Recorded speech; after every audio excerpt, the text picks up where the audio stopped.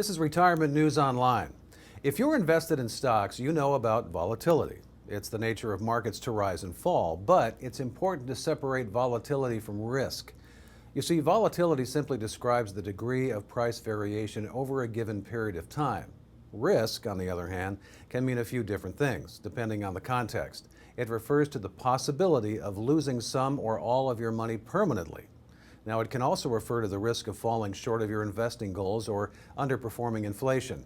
Here to talk about this is my guest, Greg Brown with West Coast Financial Services in Gilbert, Arizona.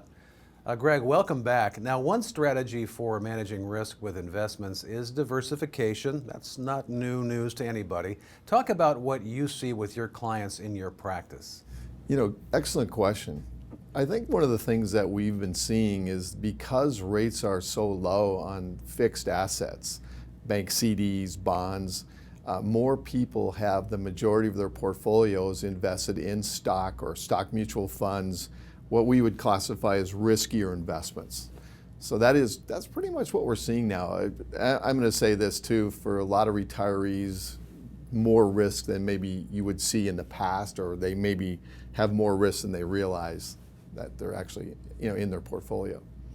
Greg, how should market risk in a portfolio change as someone gets older and closer to retirement? Scott, that's an excellent question. And this is a conversation that I have with so many folks when we first sit down with clients.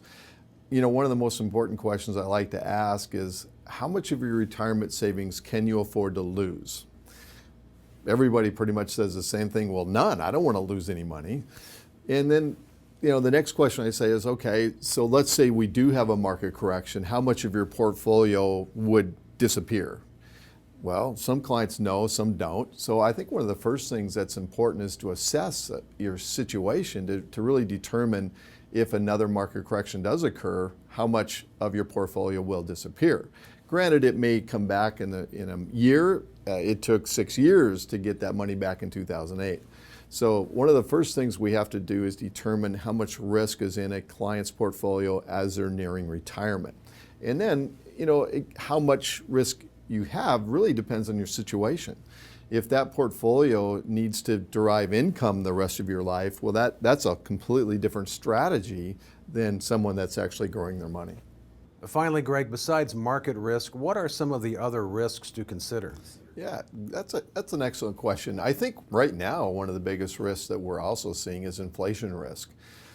It's amazing how much money that we see in cash now, due to COVID, and also because CDs are not paying anything, bonds are not paying anything.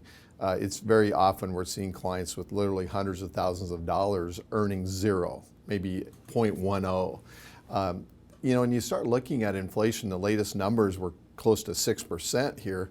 And I do expect that to come back a little bit. I think we're seeing a lot of that due to all the constraints in the economy. But nevertheless, if we still run a 3 to 5% inflation rate and you're getting zero on your safe money, over a matter of 5 years, you're losing 15 to 20% of your portfolio. So that is probably the number one thing I'm seeing outside of stock market risk is inflation risk. That's Greg Brown with West Coast Financial Services in Gilbert, Arizona. Thanks for watching Retirement News Online.